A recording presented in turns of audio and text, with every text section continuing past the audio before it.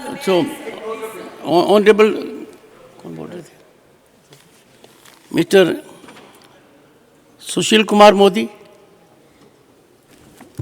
सभापति महोदय, मैं चर्चा कर रहा था कि कांग्रेस पार्टी किस तरह से ओबीसी विरोधी रही है, और उसका मैं उदाहरण देना चाहूँगा और डॉक्यूमेंट्स के साथ कि 6 सितंबर 1990 को जब इसी सदन के अंदर 193 में discussion on Mandal commission Lok Sabha में जब चर्चा हो रही थी, तो उसमें तत्कालीन जो कांग्रेस के दिग्गज नेता हैं राजीव गांधी, उनका मैं भाषण को कोट कर रहा हूँ। और मंडल कमीशन पर कह रहे हैं Rajiv Gandhi, to me it is breaking of my country, break of my country may not be important to you, you have taken country to the edge of caste war, it is राजा साहब यानी VP Singh who is trying to divide our country on caste and religion. The Congress cannot stand by and watch this nation being divided for the political convenience of one individual. Why are you dividing the country? और इतना ही सोती महोदय, ये भी कहा राजीव गांधी ने, hasty decision मंडल commission की report पर, the country is not prepared for it. This will compromise the goal of casteless society and promote casteism. Government seeks to benefit the privileged among backward caste.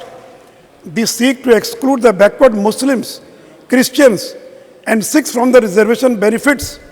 Mandal Commission has many constraints. It is based on flawed understanding of the social system. The Mandal Commission report should not be implemented in toto. ये राजीव गांधी कह रहे हैं कि मंडल commission की report को लागू न किया जाए. The Mandal Commission report is not scientific, not technically sophisticated, and is not even academically sound. Caste cannot be sole definer of backwardness. जो लोग हम पर आरोप लगा रहे हैं कि हम पिछड़ा विरोधी हैं, उनका चरित्र क्या रहा सभापति महोदय, और मैं ऑथेंटिकेट उनकी स्पीच को सदन के अंदर आप कहेंगे तो मैं रखने के लिए तैयार हूँ. इतना ही नहीं सभापति महोदय, मैं एक पत्र आपके सामने पढ़ रहा हूँ, उसको भी आप कहेंगे मैं ऑथेंटिकेट करने के लिए तैयार हूँ. ये देश के मुख्यमंत्रियों को एक प्रधानमंत्री ने पत्र लिखा था, और पत्र लिख रहे हैं, मैं उसकी 4 लाइन पढ़ रहा हूँ. My dear chief ministers, they SC and ST, they deserve help, but even so, I dislike any kind of reservation, more particularly in services. I react strongly against anything which leads to inefficiency and second-rate standards. I want my country to be first-class country in everything. But if you go in for reservation on communal and caste basis, we swamp the bright and able people and remain second-rate or third-rate. और ये कौन थे साथी महोदय लिखने वाले, मैं आगे एक लाइन और पढ़ना चाहूँगा. It has amazed me to learn that even promotion are based sometimes on communal and caste consideration. तत्कालीन प्रधानमंत्री श्री पंडित नेहरू जी ने 27 जून 1961 को देश के मुख्यमंत्रियों को जो पत्र लिखा था, जो मैंने आपके सामने अभी पढ़ने का काम किया है. Put it on the table of the house. जी, मैं तैयार हूँ रखने के लिए.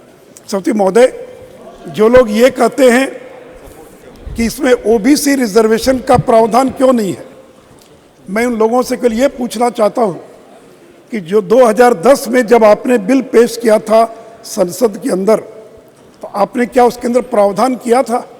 आपने उस समय ओबीसी आरक्षण का प्रावधान महिलाओं के लिए क्यों नहीं किया? जब 76 और 77 अमेंडमेंट जो पंचायत और नगर निकाय के अंदर SC ST के रिजर्वेशन के लिए जो बिल आया, उसमें आपने, और महिलाओं के लिए भी प्रावधान किया गया, उसमें आपने ओबीसी आरक्षण का प्रावधान क्यों नहीं किया? उपसभापति महोदय, ओबीसी आरक्षण तो बहाना था, महिला बिल रोकना ये असली निशाना था. हर एक को ये डर था कि हमारी सीट का क्या होगा.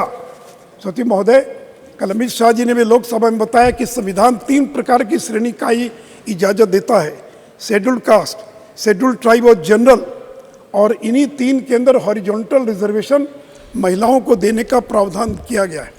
हम किसी नई श्रेणी को नहीं दे रहे. लोकसभा और विधानसभा में कभी भी ओबीसी आरक्षण नहीं रहा है. जब महात्मा गांधी अमन अनशन पर बैठे थे पूना पैक्ट के लिए, वो भी अनुसूचित जाति के आरक्षण का मुद्दा था. पिछले करीब 90-100 साल में जब भी आरक्षण मिला है एससी और एसटी को लोकसभा और विधानसभा में, कभी भी ओबीसी को लोकसभा और विधानसभा में कभी आरक्षण नहीं दिया गया। सती महोदय, बिना आरक्षण के भी आज बड़ी संख्या में ओबीसी के लोग चुनाव जीतकर आ रहे हैं। मैं अपने राज्य बिहार का उदाहरण देना चाहूँगा। 40 एमपीज हैं बिहार के, जिसमें 19 एमपीज ओबीसी समाज के हैं। ये तो बिना आरक्षण के कि 19 एमपी बिना आरक्षण के जीत कर आते। और सती महोदय, कल अगर आरक्षण लागू हो गया तो जिन सीटों पर आज हम ओबीसी पुरुष को टिकट दे रहे हैं, तो वहाँ तो महिला को टिकट देंगे, वहाँ तो पुरुष को टिकट नहीं देंगे, महिला ओबीसी महिला को हम टिकट देंगे। Please conclude. जी कंक्लूड। 2-3 मिनट और सर। इसलिए मैं आपसे ये कहना चाहूंगा और मैं एक चीज और आग्रह करना चाहूंगा। Your other speakers will lose time.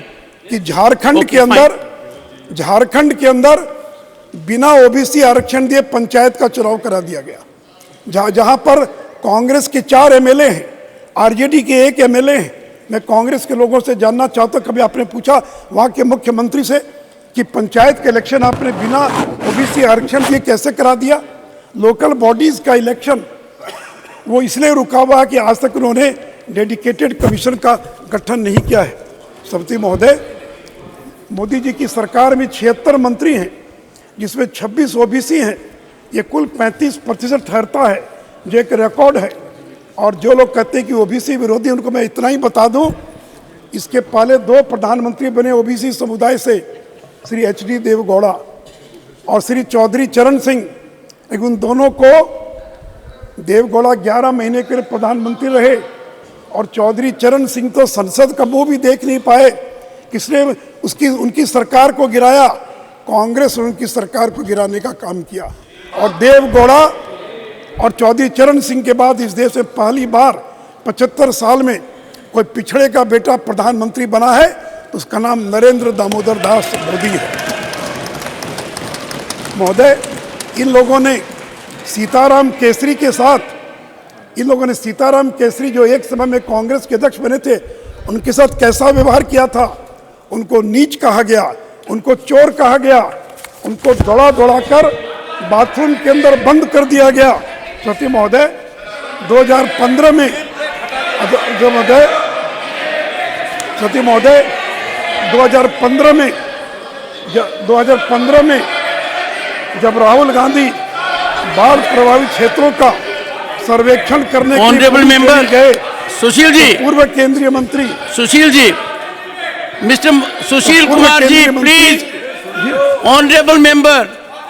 Honorable member, I have already directed you to put that document on the table of the House.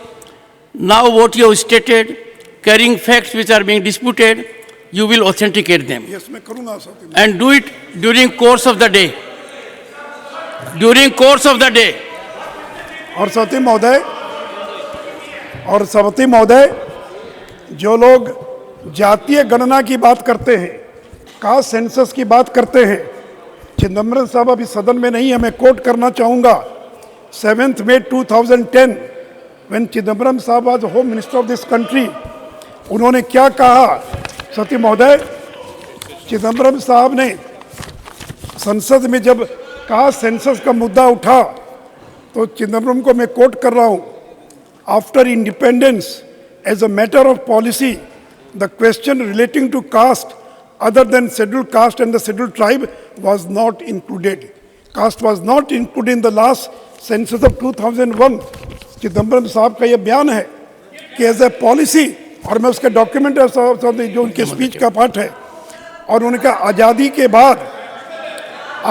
बाद नीतिगत तौर पर SC ST के अतिरिक्त किसी अन्य जाति की गणना को जनगणना में शामिल नहीं किया गया है। क्यों नहीं आपने कास्ट सेंसस करा लिया 2010 में? क्यों सोशो इकोनॉमिक कास्ट सर्वे कराना पड़ा? क्यों नहीं सेंसस एक्ट के तहत आपने करवाया? और चिदम्बरम ने यह भी कहा, RGI का मत था कि जनगणना के साथ जातीय गणना कराने में अनेक लॉजिस्टिक और व्यवहारिक कठिनाइयां हैं, और इसे जनगणना की पूरी प्रक्रिया अस्त व्यस्त हो जाएगी। और यूपीए सरकार ने जनगणना 2011 के साथ कास्ट सेंसस की मांग को अस्वीकार कर दिया Please था। conclude. हाँ, 2 मिनट और सकते। और सती महोदय, जो सोशियो इकोनॉमिक कास्ट सेंसस हुआ 2011 में, जिसमें 5,000 करोड़ खर्च हुए, उसमें पता है सदन को कितनी जातियां दर्ज हुई? 46 लाख, जबकि देश में 1931 के अनुसार देयर आर ओनली 4147 कास्ट, लेकिन 46 लाख कास्ट पर इन्यूमरेटेड इन सोशियो इकोनॉमिक कास्ट सेंसस। इसलिए सभापति महोदय, मैं सदन को यह आश्वस्त करना चाहता हूं, ये नरेंद्र मोदी हैं जो बोलते हैं वो करके दिखलाते हैं, जो उन्होंने कहा वो करके श्रीमती दिखलाया। और इसलिए फूलो देवी ये हिम्मत नेतम। नहीं कर सकता था जो उन्होंने महिलाओं को 33% का जो